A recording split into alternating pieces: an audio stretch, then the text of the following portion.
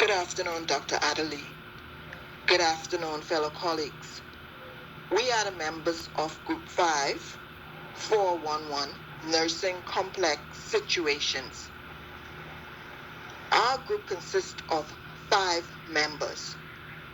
They are nursing student Julian Gibson Johnson, nursing student Sandaka McKinsey, nursing student Devonia Miller, nursing student Deja Roll, and myself, nursing student Elvira Oliver.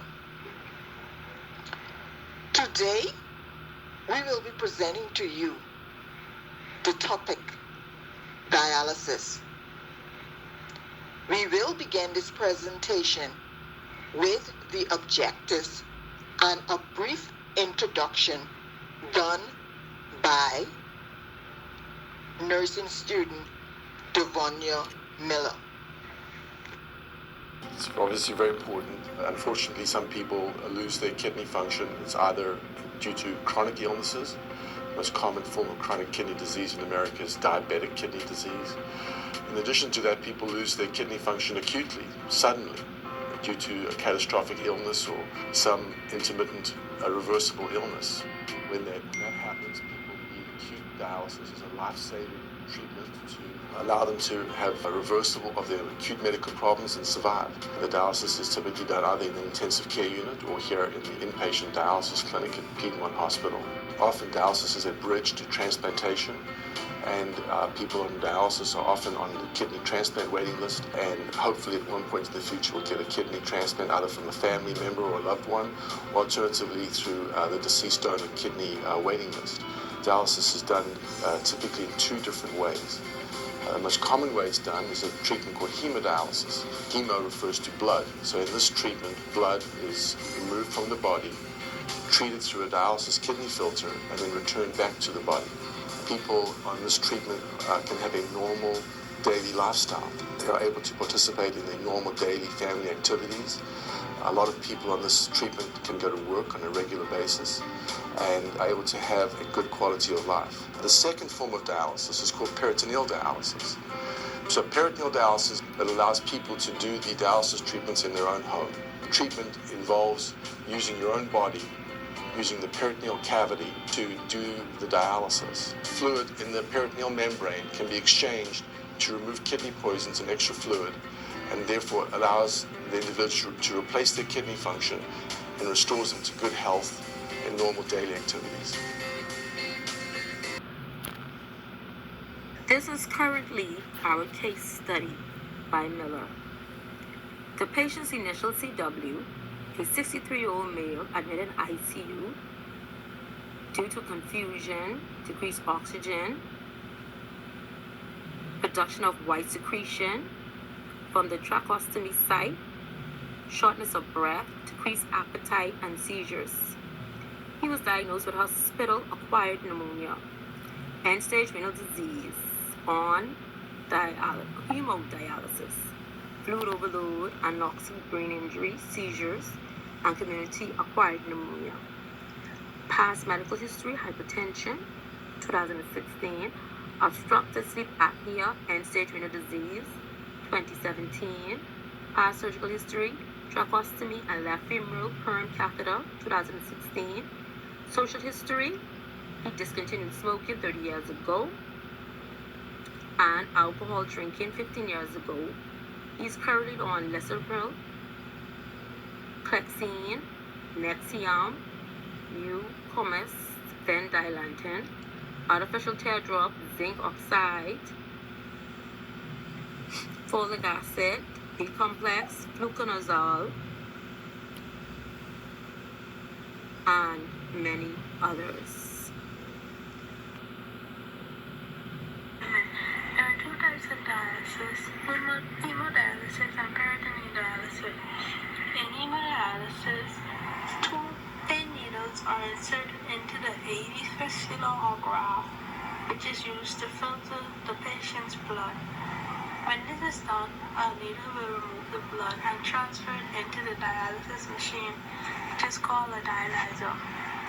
This This is the part of the blood flow. First, the blood is removed for cleansing. It then goes in the arterial pressure monitor, then to the blood pump, up to the heparin pump to prevent clotting. Then it goes to the dialyzer and flow pressure monitor, through the dialyzer, up the air detector clamp, down to the venous pressure monitor, and then it travels to the air trap and air detector, where the clean blood and returns to the patient's body. In peritoneal dialysis, there are two types: continuous, ambulatory, and automated peritoneal dialysis. In both of these dialysis, an opening is made in the abdomen, as shown in the picture, where dialysis is pumped via a catheter.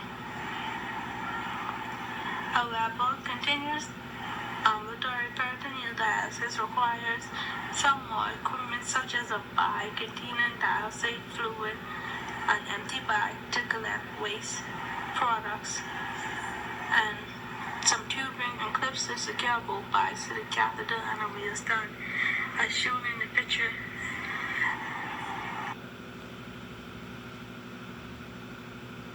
And this is the picture of the dialysis machine, the hemodialysis, and the peritoneal dialysis by Miller. We're going to have the drugs done by Oliver. Good afternoon, class. I am nursing student Oliver, and I'll be presenting the drugs for Mr. CW and the interpretation of the drugs. Mr. CW was a very ill man. He was diagnosed with numerous ailments during his stay in intensive care unit.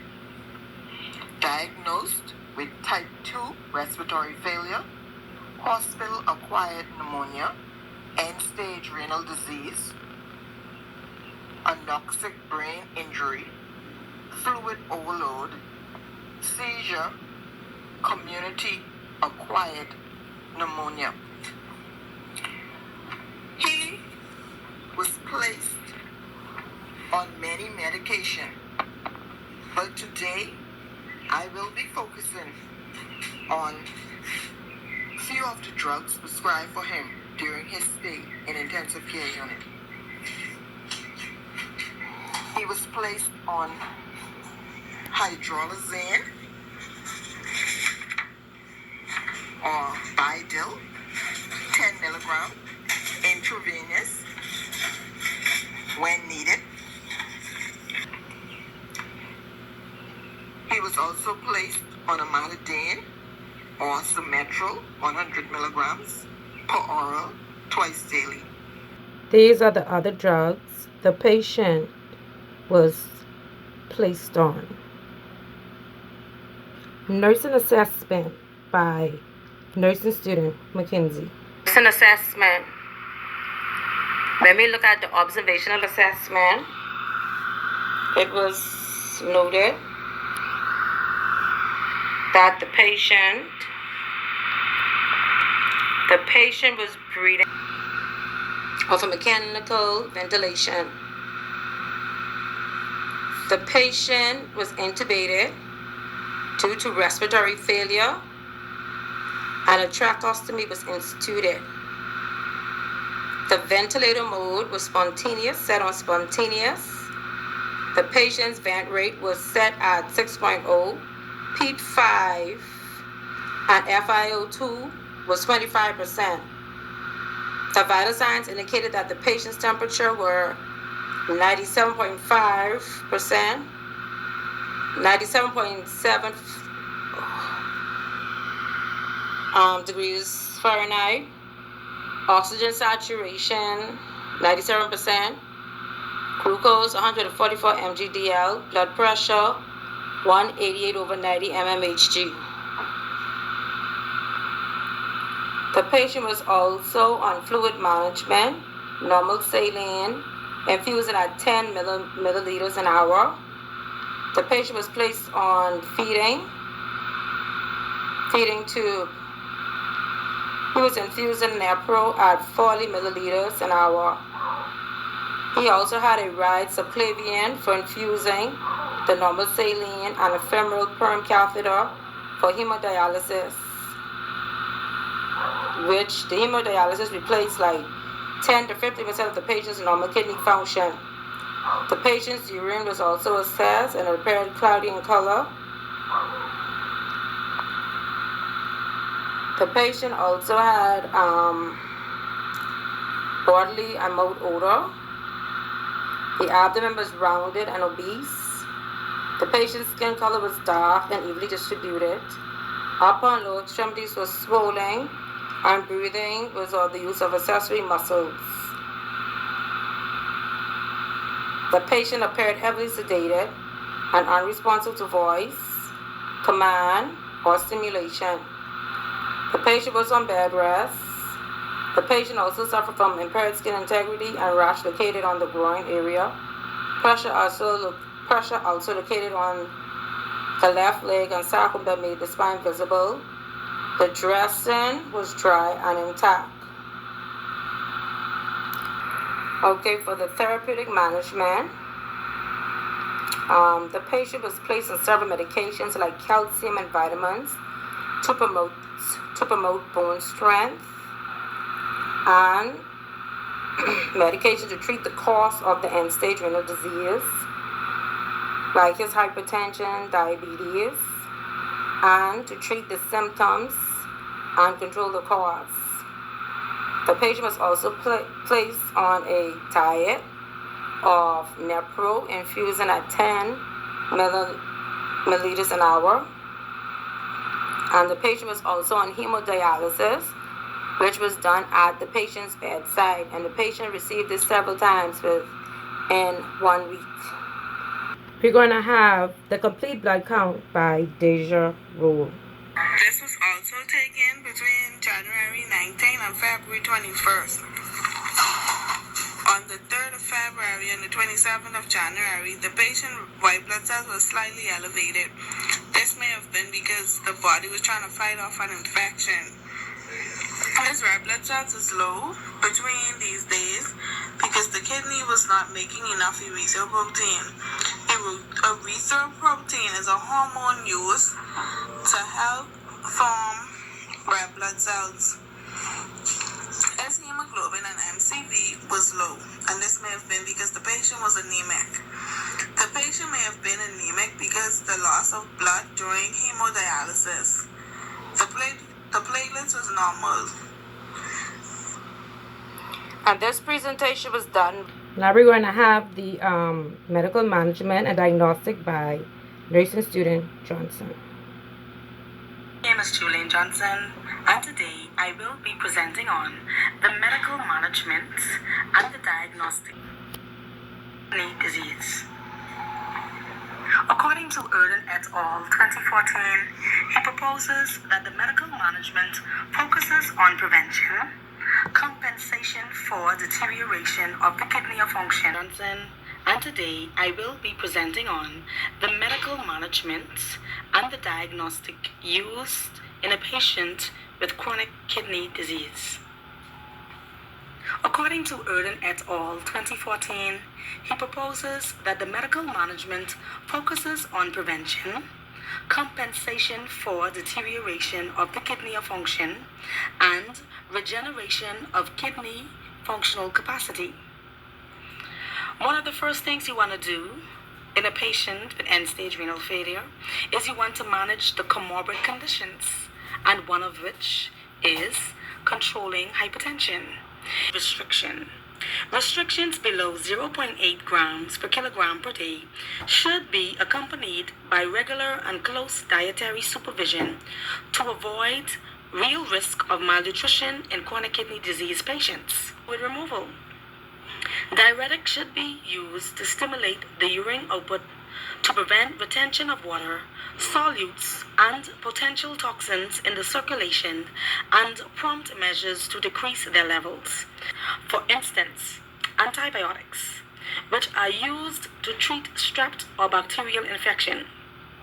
Mr. W was diagnosed with community-acquired pneumonia.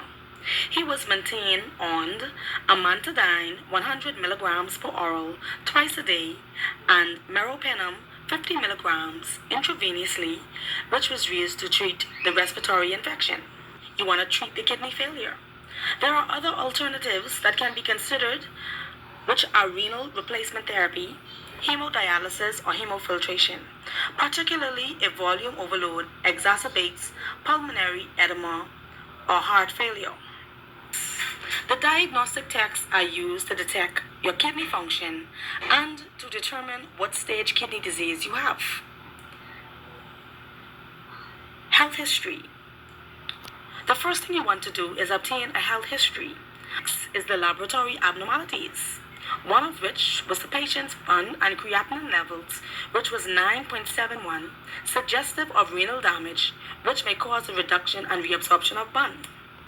On the 7th of February 2020, an aerobic blood culture was done, and also bottle anaerobic blood culture.